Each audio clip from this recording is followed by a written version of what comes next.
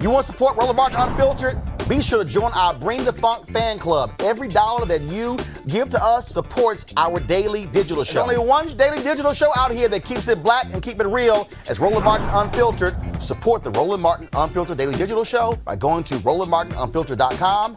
You can make this possible. It was a few days ago in Atlanta where police were seen captured on video taking two black students out of their car for breaking curfew. That video has gone viral. Go to my iPad, please. This is the video right here. You will see in just a moment where the cops, what they did is they approached this car, snatched these two students out, hit them with tasers. The next day, the mayor of Atlanta announced that two of these cops were fired. Now, all 6 cops are going to be arrested. Fulton County DA Paul Howard announced that today his office has filed to arrest the 6 officers involved. DA Howard joins us right now on Roland Martin Unfiltered. District Attorney Howard, glad to have you back on the show. Thank you, Roland. Glad to be here. So first and foremost, this is very rare to move this quickly. What did you see to determine that these officers needed to be arrested immediately or right now? Well, Roland, as I announced today at the press conference, this is in fact the 3rd time that my office has moved to arrest an officer prior to indictment. And the reason that we were able to do it is because the information was there. We had 7 police body cams. We had a very detailed video from one of our local media stations. My staff was able to view those videos. We were able to interview the witnesses. The information was there before us. And when the information is before you, what our community is asking, why can't the prosecutors move forward? And that's what we decided to do. So what stands out here is that, again, the 6 officers involved, you're filing charges against. What I'm curious to know is you're giving them till Friday to turn themselves in. Why is that? If I did something and you file charges, I'm arrested. Well, we wanted to, many of those officers, as we understand, were still participating in some of the surveillance of some of the protesters this week.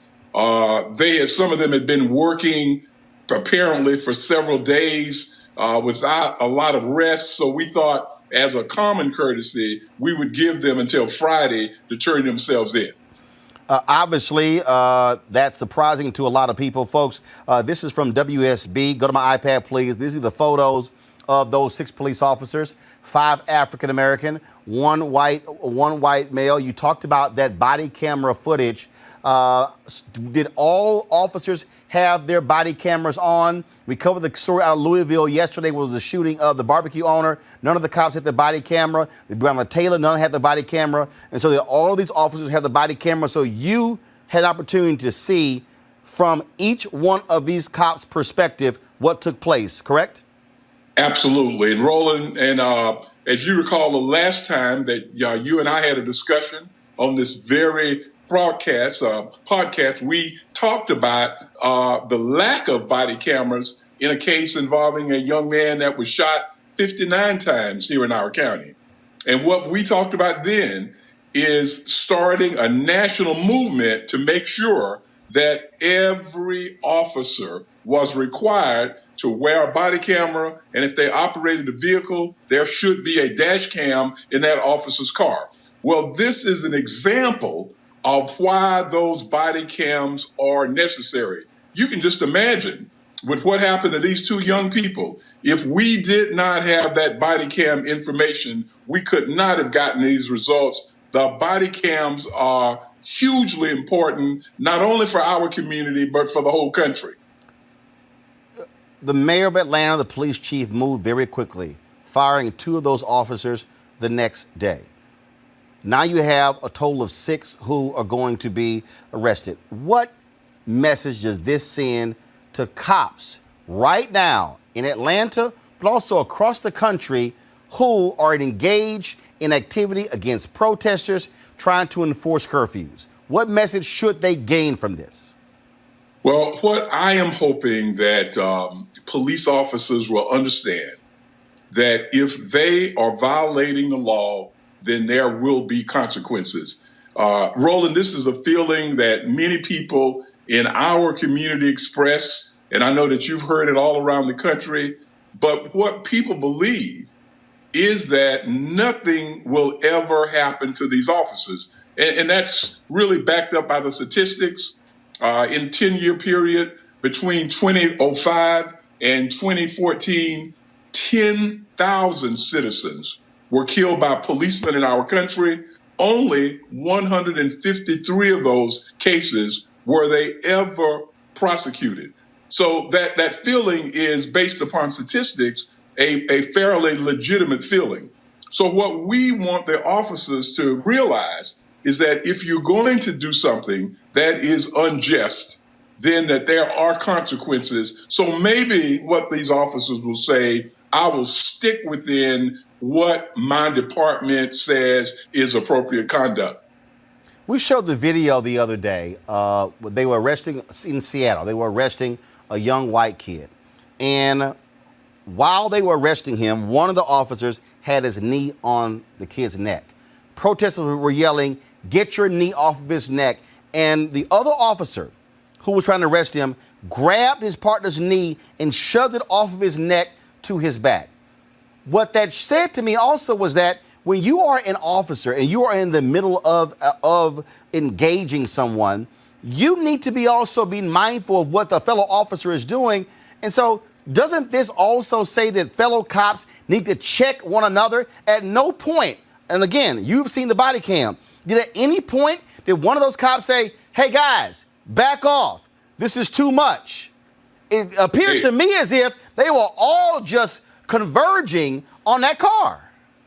Well, Roland, your insight is so great because, and this is something that is not known to the public, on one of the videos, the body cams, we were able to see across from the passenger side of the vehicle to the driver's side. At the driver's side, one of those officers had a gun in his hand. So we then saw another officer's video, and that same officer was the officer who drug the Morehouse student out of the car. Roland, as he was dragging him out of the car, one of his fellow officers said to him, "Put it down, man, put it down." You could not see the object from that videotape, but when you were able to see the second videotape from across the car, what you were able to see that it was a gun. And his fellow officer said to him, "Put it down." You're exactly right, Roland, because the responsibility is not just with the single actor. It is the responsibility of all of those officers there to make sure that things are under control and that they are lawful.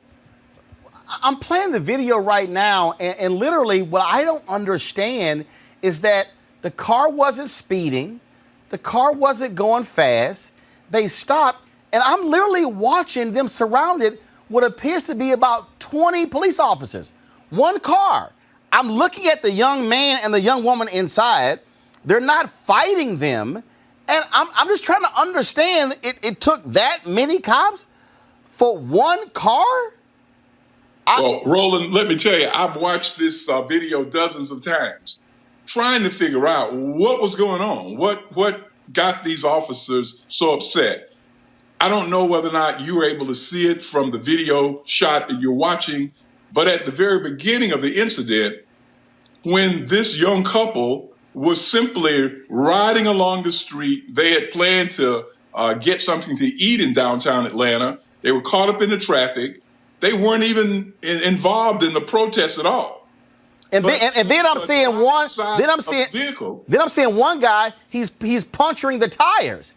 Right, he's punching the tires, and it grew out of the fact that on the outside of the car, another young student from Morehouse was standing on the outside of the car, and the police came and they grabbed him. And when they did, this young man started crying like a young child. And the driver of the car, Messiah Young, asked the policeman, could you just let me put him in the car? He begged him. He said, hey, why don't you just let the guy put him in, let him get in my car? The policeman seemed to take offense at his continuing to ask them to release this young man so that he could get in the car. So you're correct.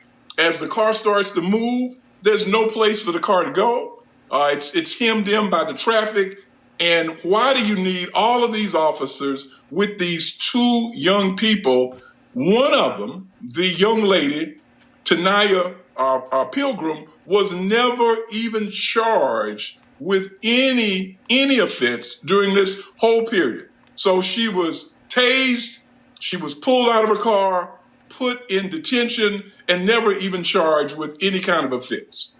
That is that's stunning, that's shocking, and certainly, and unfortunately, the point that we always make. Those two people, they now are going to have that traumatic experience for the rest of their lives. Well, Roland, I'm going to tell you that video is very difficult to watch. I had seen it several times, but today we displayed it on a large Mondo board, and just watching it, I couldn't help but feel her terror when these officers were trying to yank her out of the car. It has a tremendous effect, I believe, on almost anyone who gets a chance to watch it. And you're right. I hope that these two young people can move forward normally. But that is a very terrible consequence to try to figure out how to get beyond. And the last thing, that gun out, luckily nothing happened, but the reality is somebody could have died. And these are what you're charging them with. These are the type of incidents that spark protest, that spark what's happening out in the streets right now across America.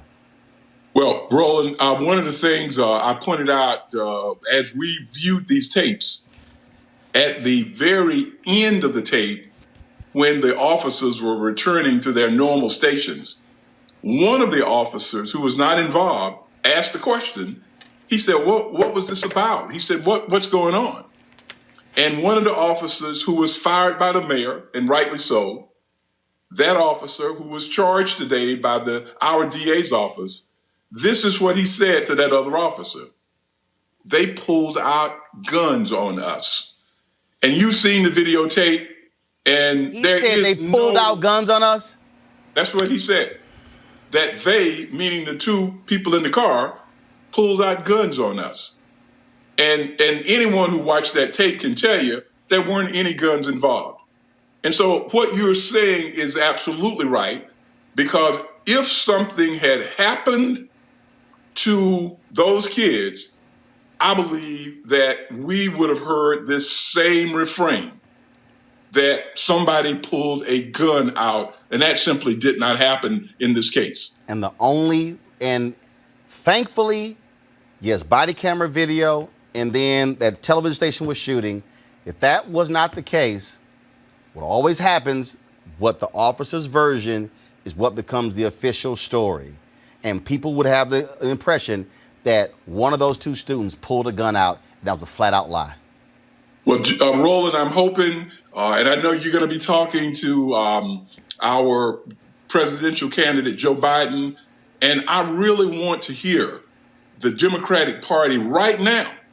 I want to hear them say right now that as soon as we are in office, that we will pass a provision nationally making body cams required for all law enforcement officials, federal and state. That's what we need in this country. We have not had a significant change in the laws involving police misconduct. We haven't had a significant change since Dr. King talked about it in his I Have a Dream speech in 1963. There's been no significant change. We need a change, And as you pointed out, this incident would have been lost had it not been for the videotape. We need it nationwide. Well, and I'm a firm believer that, like in Louisville, if a cop does not turn their body camera on, they should be fired. That should be absolute procedure, no, zero tolerance. The moment you get your assignment and you walk out and that camera is not turned on, you should lose your job. Well, Roland, I'm just wondering, those incidents have happened. George Floyd has happened. I hope that the dialogue continues. We cannot allow our country to move forward without making changes in our laws and changes in our policies. We've seen it happen over and over and over again, and nothing gets done. We can't allow that to keep happening. Our children are losing faith in us. That's why they're out on the streets. They don't believe that we're going to do anything. And I'm hoping with voices like your voice, we can get this change made. Well, we're going to keep pressing it. Fulton County District Attorney Paul Howard, we appreciate you joining us. Thanks a lot. All right, Roland. Thanks a lot. Man, I'm speechless by it because, again, we've been covering these stories. We've been talking about what this stuff means. And let me bring in my panel. Kelly Bethea, communication strategist.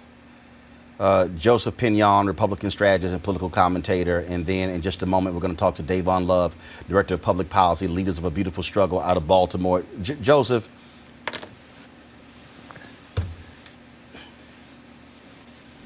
there are no words. If we do not have that body cam footage and the television station was rolling, those cops were going to knowingly lie and make up a story that those students flashed guns at them. I mean, I'm about as speechless as you are. And I think the problem is that we've heard this story and experienced this far too many times in our community. And it starts always with little things. How many times you have somebody who's had a random traffic infraction that somehow the police report doesn't match up, or somehow they've got some type of summons for some citation on the boardwalk where the police report does not match up. And so I think what happens over time is that we have so many people acting with impunity. You know, these are legal documents, right? If the officer, for whatever reason, can't make it to court, or for whatever reason is deceased or retires, you know, those police reports can be submitted as actual evidence, as testimony, right, for what actually occurred. And yet somehow, when the testimony that they have submitted fails to measure up or match up what actually occurred, there is no actual consequence. And so I think on some basic level, as horrific as that is to watch, to imagine, you know, myself as a young person in college, or imagining other people thinking of their own children out there just driving down the street trying to get something to eat. You know, I think, you know, we have to have the ability to drill down on the actual problem that's been festering for far too long, which is a lack of accountability when the people we've entrusted to enforce the laws fail to actually live within the bounds of those laws and willfully go out of their way to mislead the public and to mislead the criminal justice system and thwarting the outcomes. Kelly, this is precisely why folks are protesting. Exactly why people are protesting. I did not hear the rationale. I might have missed it, but I didn't hear the rationale behind the cops pulling this particular car over in the first place. They've offered, no. What they said was one of the cop who pulled the gun out told another cop they pointed weapons at us. And it was a lie. Of course it was a lie. And I see that. But my thing is, there, right at the beginning of the video, you actually see a car right in front of them, like hooping and hollering and the like. And then you see a car behind them pulling up as well. So it just frustrates me how they just picked this particular car because it had black people in it, because the car in front of them did not. And if you see that in the footage. So when people are protesting and the like, this isn't just about white officers, right? This is about police enforcement in general. This is about police brutality in general, because you can still uphold whiteness and be black. That is a very real thing. Yeah, White first of all, supremacy doesn't just live within white people. If you uphold whiteness and you are not white, you are just as big of a problem as white people who hold up whiteness. Well, first of all, again, to your point that people have to understand, guys, go to my iPad. This is a cop thing. 5 of the 6 cops that they are filing charges against are black. They're black. And it's because, again, they're upholding whiteness. And you see that in their actions. And that's what's so frustrating to me. It's not just a black versus white thing anymore. It's a black victim versus white supremacy thing now. And that's what people are protesting about. That's why Black Lives Matter. Because even black people, like these cops, didn't think that Black Lives Matter. That's why people are out on the street. That's why I have to be home before the lights even cut on in D.C. at 7 p.m. That's why all of this is happening. People are frustrated. It really was the perfect storm for these protests. You have people with no jobs, nowhere to go. You see all of this on your social media. I promise you, at least one of, at least one person who has had, if it's not yourself, who has had an experience with police that is adverse to your entire being, to your entire life. And when I heard the district attorney saying, yeah, these tapes are difficult to watch, it's even more difficult to experience. It's more difficult to live. This is Davon Love. I want to bring you in. We just finished talking, of course. Davon, did you hear the interview with DA Paul Howard out of Atlanta? I did not. Okay, so basically we interviewed him. They announced today they're filing charges against 6 of the cops who were involved in snatching and tasing those 2 black students, one from Spelman, one from Morehouse. Right. And what he said in the interview that with the body cam footage they saw, they were going across the car. One of the cops on the driver's side had his gun pulled, and one of the other officers said, "Put the gun down." And then later, the guy who pulled his gun, another cop said, "Why did y'all stop the car?" And he said, "Because they pointed guns at us." That was a lie. And it goes to show you how cops, I keep telling people, they will make up a lie in a heartbeat to save their ass. And if there was no body cam footage and their TV station was not shooting, their version of the story would be considered infallible. Right. I mean, I think that's part of, when you think about the culture of policing, like I think what a lot of the mainstream public is now getting a taste of is the extent to which law enforcement, the policies that govern policing, allow them to know in many cases that when they lie, they won't get caught. So, for instance, you think about, the Law Enforcement Officer Bill of Rights. There are about 16 states that have those, Minnesota being one of them. And in many of those agreements, what you have is that officers, when they've alleged to have engaged in brutality, they have a certain amount of time. In Maryland, it used to be 10 days. Now it's 5 business days before they have to make a statement on the record. So they're used to being able to construct stories and be able to kind of backtrack to be able to cover their track. And in fact, some places, they get to look at the body cam footage. Exactly. Sure do. They get exposed to all the evidence that is made against them. And so in the internal, particularly when they have internal administrative processes for making determinations of, what should happen with the officer, that, as you mentioned, in many of these agreements, many of these law enforcement Bill of Rights procedures, it allows the officer, in addition to seeing the body cam evidence, they actually get to see all the evidence put before them. And so that's a pretty unprecedented level of access to information against you, more so than the average, civilian gets. All right, folks, back to our Roland Mark Unfiltered video in just one moment.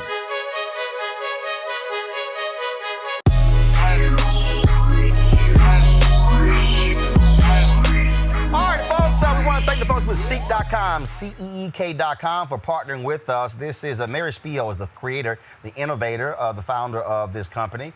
She, of course, designed these 4D 360-degree headphones that are absolutely amazing. We've got a partnership with them, folks. If you purchase these headphones, you can use the promo code RMVIP2020, RMVIP2020. Simply go to Ceek.com. That's Ceek.com. Be sure to check it out. We thank them for partnering with us.